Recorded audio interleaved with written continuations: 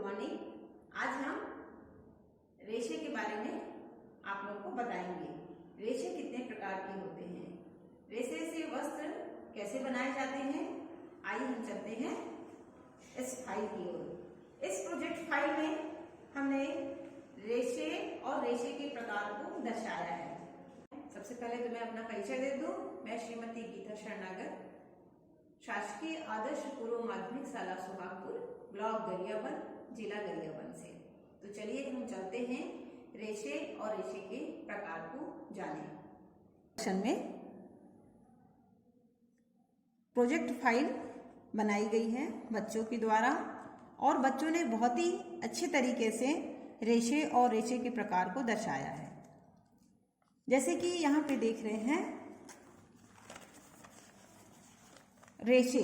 सबसे पहले तो रेशे किसे कहते हैं और रेशे कितने प्रकार के होते हैं ये दर्शाया गया है।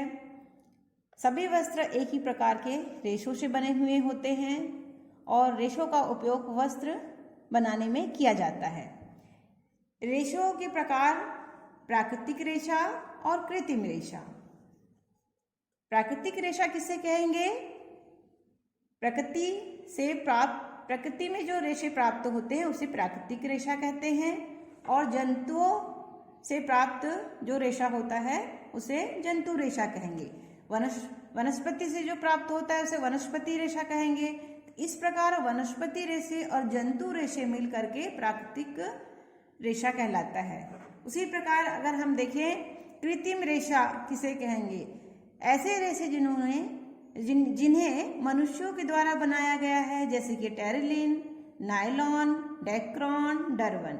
ये सारे के सारे कृत्रिम रेशे हैं और ये मनुष्य के द्वारा बनाए गए हैं, इसीलिए इन्हें कृत्रिम रेशा कहा गया है। आइए हम चलते हैं अब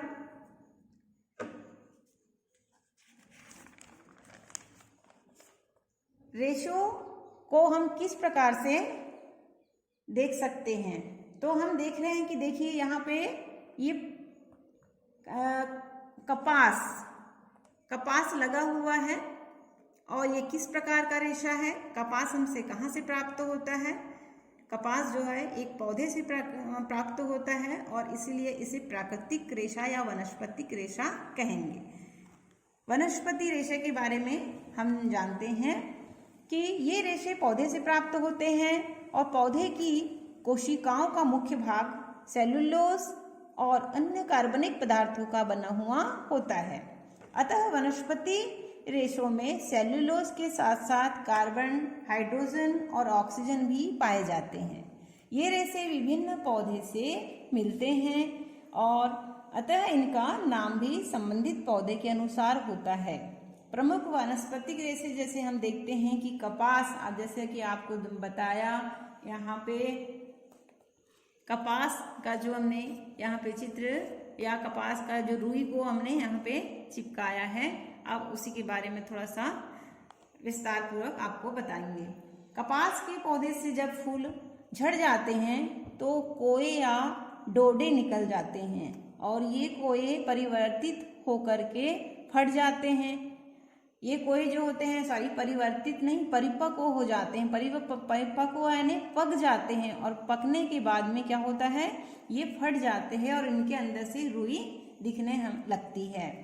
उसी प्रकार सेमल जो है एक वनस्पतिक रेशा होता है। यह भी कपास की तरह ही होता है। सेमल के रेशे कपास की भांति कोए से प्राप्त होते हैं और सेमल के फूल के जब झड़ जाने के बाद ही कोए पकते हैं और जब ये फलते हैं या पक जाते हैं कोए, तब उसमें से क्या होती है, सेमल का जो रेशा होता है वह बाहर निकलता है। इन रेशों में प्राकृतिक ऐंठन का अभाव होता है और इस कारण इनकी कताई कर सूत तैयार नहीं किया जा सकता, किंतु इनके रेशे से सामान तैयार किया जाता है। इनका रेशा चमकीला होता है, उत्तम श्रेणी का होता है। चटाई, जैसे कि चटाई है, बिछौना आदि बनाने में इसका उपयोग किया जाता है। आइए हम चलते हैं जूट के रेशा। देखिए जूट को हमने किस प्रकार से यहाँ पे दर्शाया हुआ है। ये जूट का रेशा है, इसको इस तरीके से कलर करके प्रोजेक्ट फाइल में दर्शा दिए हैं। अब ये है नारियल का रेशा। तो ये सारे जो रेशे हैं वनस्पतिक रेशे हैं। आइए हम चलते हैं जूट के रेशे के बारे में जानकारी हासिल करते हैं। जूट के पौधे से प्राप्त रेशे को सामान्य भाषा में टाट कहा जाता है। आप भी जानते होंगे कि टाट पट्टी जो स्कूलों में बच्चों के बैठने के लिए यूज होती है, तो ये इसे टाट भी कहा जाता है। जूट के पौधे को नमी और गर्मी की आवश्यकता होती है। जूट का पौधा 12 से 15 फुट लंबा या ऊंचा होता है।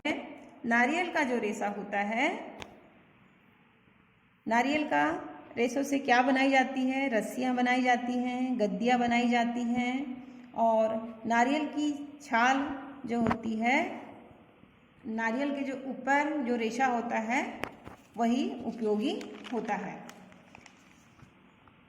आइए हम चलते हैं अब जंतु रेशे के बारे में जानकारी प्राप्त करें। जंतु रेशे आप ये देख रहे हैं।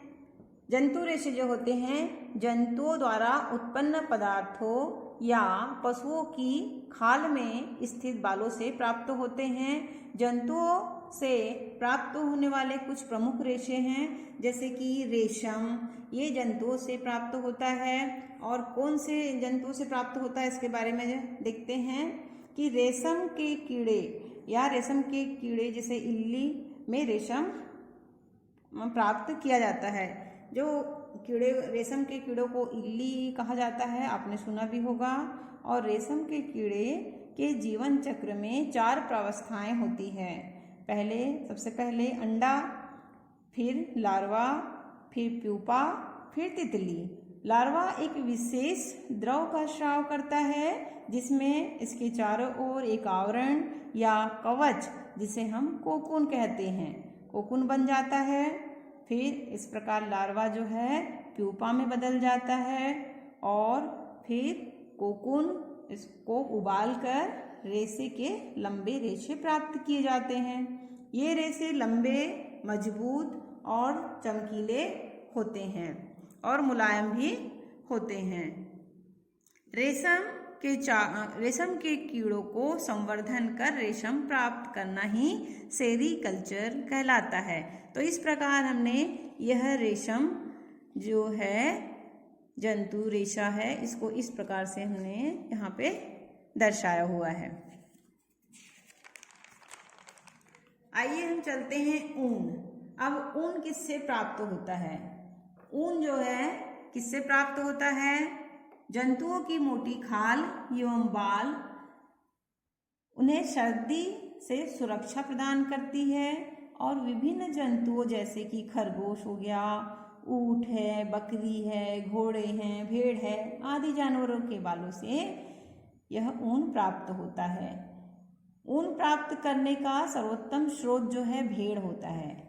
मेरिनो जाति के भेड़ से सर्वश्रेष्ठ प्रकार की ऊन प्राप्त होती है। पश्मीना भारत में पाई जाने वाली बकरी की एक प्रजाति है। इससे प्राप्त ऊन मुलायम होता है, गर्म होता है और अधिक उत्तम होता है। विभिन्न पशुओं के बालों के गुण लगभग समान ही होते हैं, लेकिन मुलायम बालों का मूल्य जो है वह अधिक होता है। इसलिए हमने देखा होगा मार्केट में जब हम ऊनी कपड़े लेने जाते हैं तो कुछ कपड़े बहुत महंगे होते हैं और कुछ सस्ते होते हैं। तो ये ऊन जो है रेशे के ऊपर निर्भर करता है कि ये ऊन किस प्रकार के जंतुओं के बालों से बनाया गया है। तो हमने ऊन को इस प्रकार से यहाँ पे दर्शाया है। आप देख सकते हैं ये ऊनी रेशा है। हमको मार्केट में अलग अलग तरह के ऊनी रेशे प्राप्त होते हैं। ऊन के रेशे को एक्चुअली में यहाँ पर कलर करने से ये हमें बहुत ही आकर्षक दिखाई देते हैं। आइए हम चलते हैं सूती रेशे। आप बच्चों आप पहनते ही होंगे सूती कपड़े, सूती साड़ियाँ घरों में हम यूज़ करते हैं, पहनते हैं। ख़ास तौर से जब हम खाना बनाते हैं या कुछ मतलब अग्नि चलते हैं। अब सूती रेशे के बारे में सूती रेशे अपने सभी परिचित होंगे सूती रेशे से। सभी सूती के रेशों के कपड़े पहनते हैं। सूती रेशे यह घुमावदार दिखाई देते हैं इसके रेशे, और ये अधिक एक से एक कलर के होते हैं, मजबूत होते हैं, और इसका रेशा जो होता है चिकना, पारदर्शी, सीधा होता है। सूक्ष्मदर्शी से देखने पर यह रेशा स्पष्ट रूप से दोहरे रेशे से मिलकर बना हुआ दिखाई देता है। इसके दोनों रेशे आपस में बीच से सटे हुए दिखाई देते हैं। इस प्रकार हमने सूती रेशा को यहाँ पे फाइल में चिपकाया हुआ है। देख सकते हैं प्रोजेक्ट फाइल में एक सूती कपड़ा लिया हुआ है और इसको हमने यहाँ पे आकर्षक ढंग से चिपकाया है। आइए हम चलते हैं अब सन का रेशा। सन का रेशा इस प्रकार से होता है। सन का रेशा इस प्रकार से होता है। उसी प्रकार ऊन का रेशा जो है देखिए इस प्रकार से भी हमने इसको डिज़ाइन करके यहाँ पे चिपका दिया है ताकि बच्चों को आकर्षक लगे। सन के रेशे के बारे में जानते हैं। सन के रेशे सीधे होते हैं, चमकदार होते हैं एवं खंडों में विभाजित होते हैं। इनमें बांस के समान गांठें दिखाई देती है। जिस प्रकार बच्चों बांस में गांठें दिखाई देती ना, उसी प्रकार इसमें भी गांठें दिखाई देती हैं। ऊनी रेशा, ये रेशे कैसे होते हैं? टेढ़े मेढ़े, दोनों किनारों पर नुकीले दिखाई देते हैं, और ऊन जितना ही उत्तम श्रेणी का होगा रेशे के किनारे कटे फटे और कैसे होंगे? इसका मध्य भाग कुछ गोलाई लिए हुए होता है, जैसे हमने पहले भी ऊनी रेशा देखा है। आइए हम चलते हैं अब कृत्रिम रेशे के बारे में। अब कृत्रिम रेशा किससे प्राप्त होगा? आपको पहले ही बताया गया है कि कृत्रिम रेशा जो है वह मनुष्यों के द्वारा या मानव के द्वारा बनाया जाता है। यह प्रकृति में पहले से उपलब्ध नहीं होता या वनस्पति से प्राप्त नहीं किया जा सकता इसे। जैसे कि हम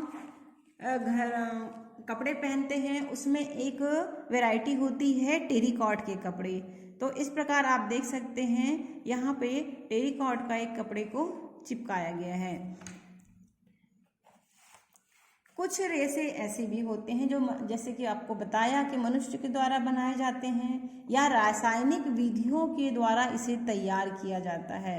इन्हें हम कृत्रिम रेशे कहते हैं। इसमें से कुछ रेशे जो होते हैं वह पौधे से प्राप्त सामग्री जैसे कि तनों की लुगदी, बांस, कपास आदि का उपयोग इसमें किया जाता है मिक्स करने के लिए। किंतु रेशे बनाने का संपूर्ण जो क्रिया होती है यह रासायनिक प्रकार से होती है, इसलिए इसे कृत्रिम रेशे कहा जाता है या रासायनिक रेशे भी कहा जाता है, क्योंकि यह रासायनिक विधियों से तैयार किया जाता है। इसमें ऑक्सीजन, हाइड्रोजन, कार्बन आदि रासायनिक पदार्थों का उपयोग किया जाता है और इसीलिए इसे रासायनिक रेशे भी कहते हैं। अब ये कौन कौन से रेशे होते हैं? जैसे कि नायलॉन, डेक्रॉन, टेरिलीन, डर्वन, टेरिकॉट, ये सभी जो है कृत्रिम रेशों के प्रकार है ना। और इसे ही हम रासायनिक रेशे कहते हैं। रासायनिक रेशे से बने वस्त्र जो होते हैं वह अत्यधिक टिकाऊ होते हैं। इसमें सिकुड़न नहीं होती, ज़्यादा आपको आयरन करने की आवश्यकता नहीं पड़ती और जल्दी बारिश में सूख भी जाते हैं तथा उन्हें हम बहुत दिनों तक टिकाऊ रह सकते हैं। अब बच्चों हम चलते हैं वस्त्र निर्माण की ओर। हमने अभी तक देखा कि वस्त्र किस प्रकार, रेशे कितने प्रकार के होते हैं। रेशे दो प्रकार के होते हैं, प्राकृतिक रेशे और जंतु रेशे।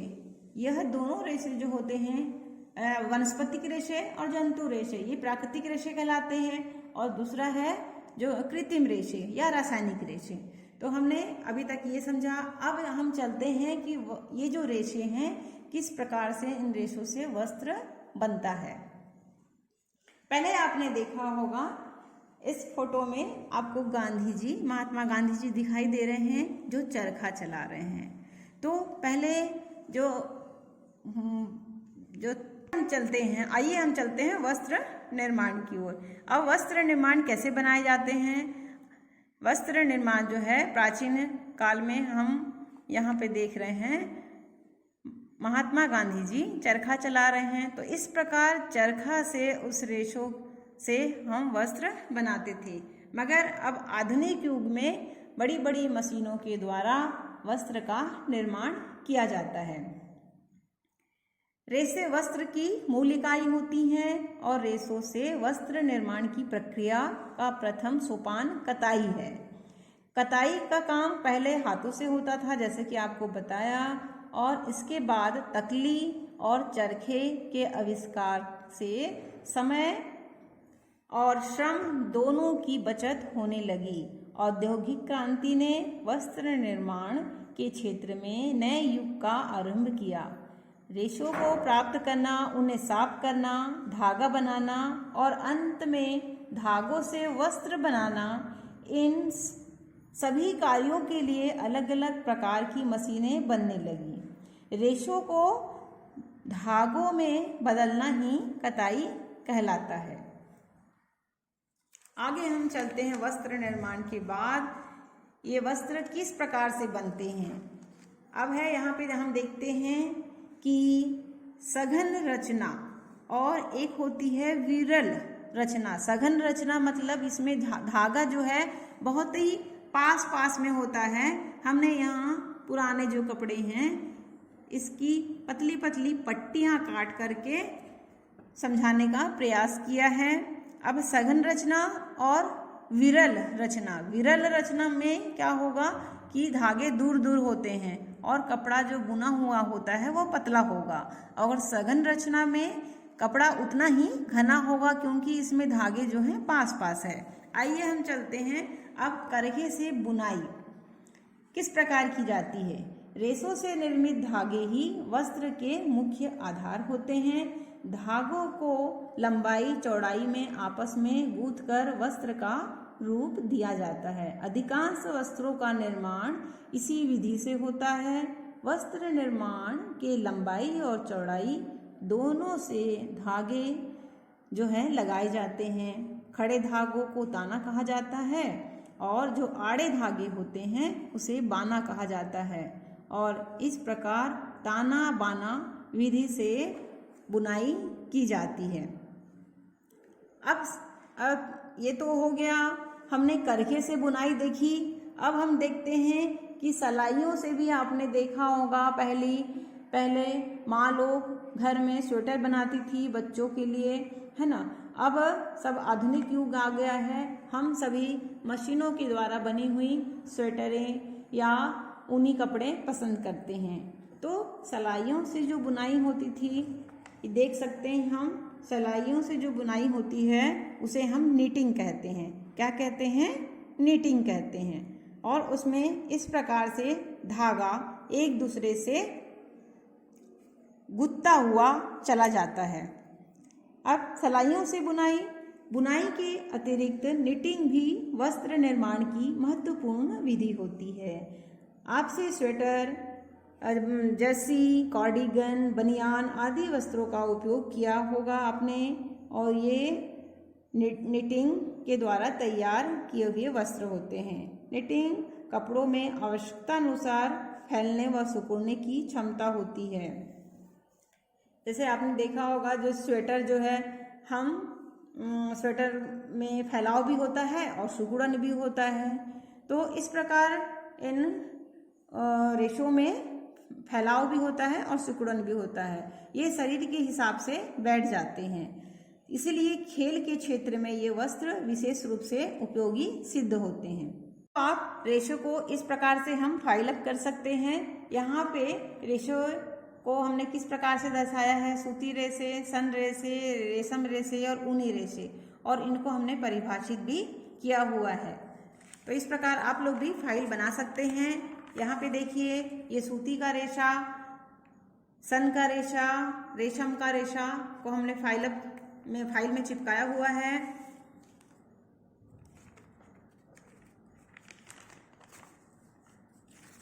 इस प्रकार से आप लोग भी चिपका सकते हैं और अपने फाइल को आकर्षक नारियल का रेशा, जूट का रेशा, कपास का रेशा, ऊन का रेशा और उसके बारे में यहाँ पर लिख सकते हैं। ये देखिए, यहाँ पर प्राकृतिक रेशे, कृत्रिम रेशे को दर्शाया है। और वस्त्र निर्माण सघन रचना, ये सघन रचना हो गई।